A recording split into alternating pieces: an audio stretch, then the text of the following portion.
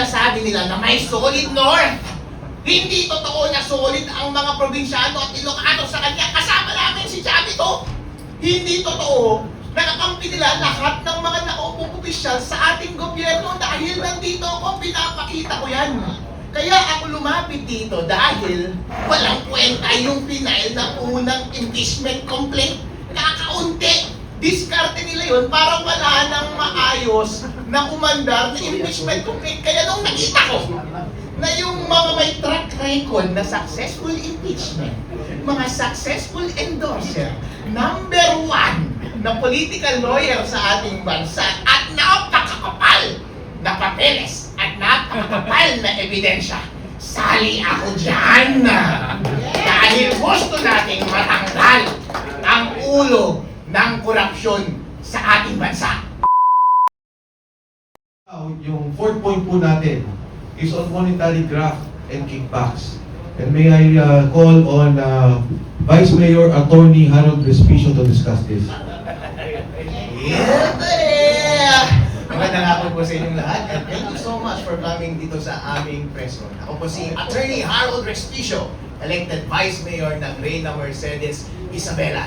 Ako po ay nagre-representa ng lahat ng Pilipino, lahat ng probinsyano, lahat ng Ilocano, lahat ng Tagaluzon, at lahat ng mga kumukontrang elective official laban sa administrasyon na ito.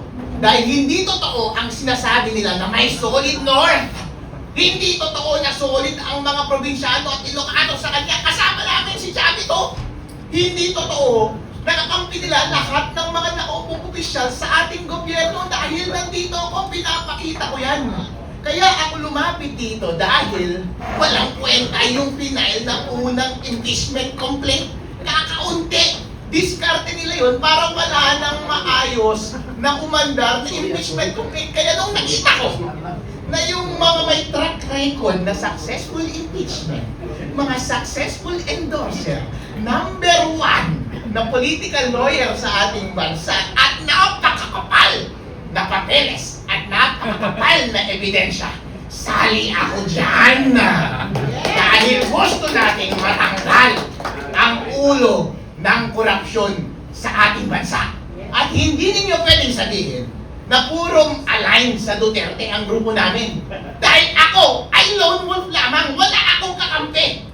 Lahat kinakalaban ko basta masama, kakalabanin kita. Kaya nandito ako para patunayan na merong totoong nangyaring graft and corruption. Ito po ang discussion namin sa aming complaint. Naniniwala ba tayo, meron pa bang doubt na merong malawakang nangyari na nakawan dito sa ating bansa? Inamin na nila, hindi ba? At inamin na rin nila at alam na rin natin na ang grupo nila ang nagnakaw. Si Saldi, si Romualdez, at si BBM. Ang problema na lang ngayon ay nagtuturuan sila! Ngayon, kung nasa korte tayo ngayon, ang question na lang ay yung credibility. Ang credibility ba ni Saldi versus yung credibility ni BBM? Ngayon, ano ang credibility ni Saldi? Pinenta niya na lahat yung modus. Yung unprogrammed appropriations, yun ang paraan. Ang pagnanakaw sa budget ng PhilHealth. Nagkasakit si Congressman Jing Paras. Hindi na siya makakakuha ng benefits sa PhilHealth. Yung aking bangko kapag na-bankrupt, wala na akong makukuhang pera dahil kinuha na nila yung pera sa PDIC. Kwinento na ni Saldi lahat ng kanilang paraan specific. Nagde-deliver ng mali-maleta sa Malacanang, sa Pods Park, 2 billion.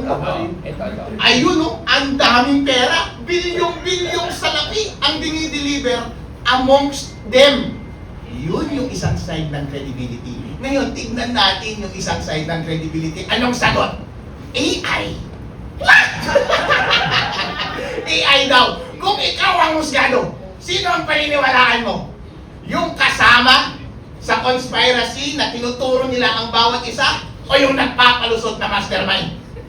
Alam na yan. Kapag ikaw ang husgado, convicted yan. Kaya ang tanong lamang, ang simpleng question lamang, on the ground of graft and corruption, dito sa aming impeachment complaint, maniniwala ka ba kay Saldi? Kapag naniniwala ka kay Saldi at hindi ka naniniwala sa palusot ni BBM, impeach dapat si BBM dahil ground for impeachment ang graft and corruption.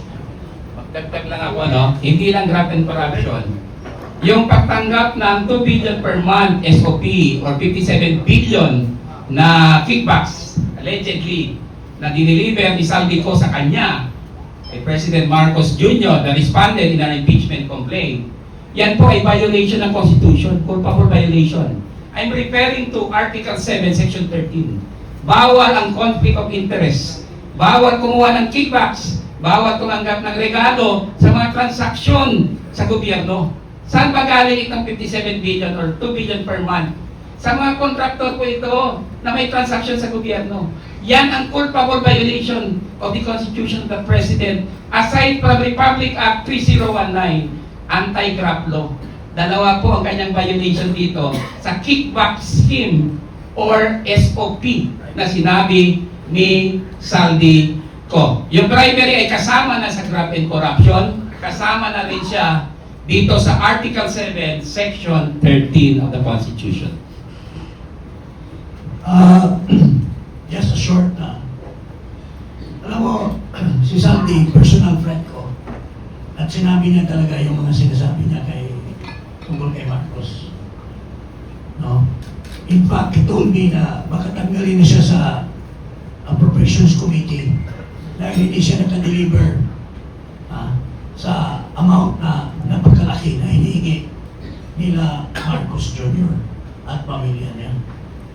So, in other words, mga kababayan, Saldico, sinasabi nila, hindi, hearsay lang yan kasi wala naman siyang under oath doon sa kanya. Hindi po totoo yan, may jurisprudence na po tayo na yung galing sa Facebook is admissible in evidence. Pangalawa, kasama siya sa isang conspiracy. The conspiracy to commit crimes of plunder. So, kapag napapaniwala ang sinasabi ni Saldico. So, yun po, kaya dito sa complaint namin, in-emphasize namin yung mga ebidensya against Marcos sa mga diniliver ng pera.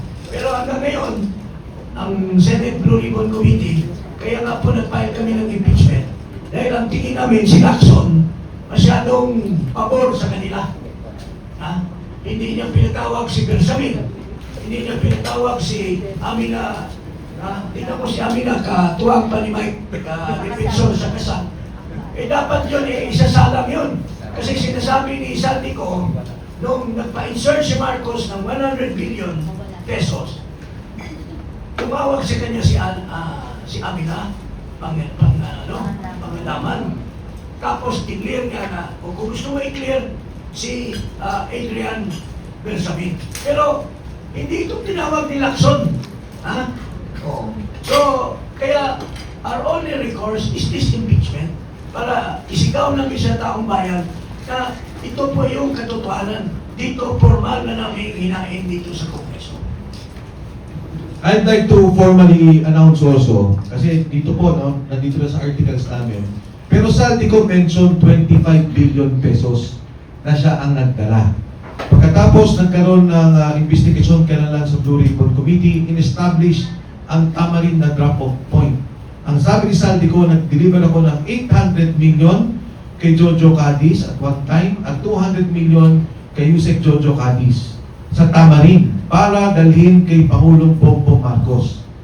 Kagabi ho, nagpagbigay ng mensahe si Congressman Saldico.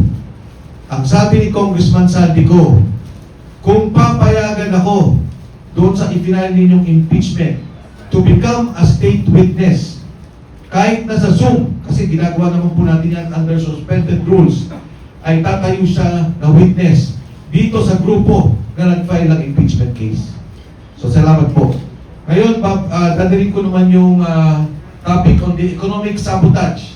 So, yung graft and corruption, tapos na po tayo. Economic sabotage doon po sa sugar and energy to be discussed by Congressman Jing Paras.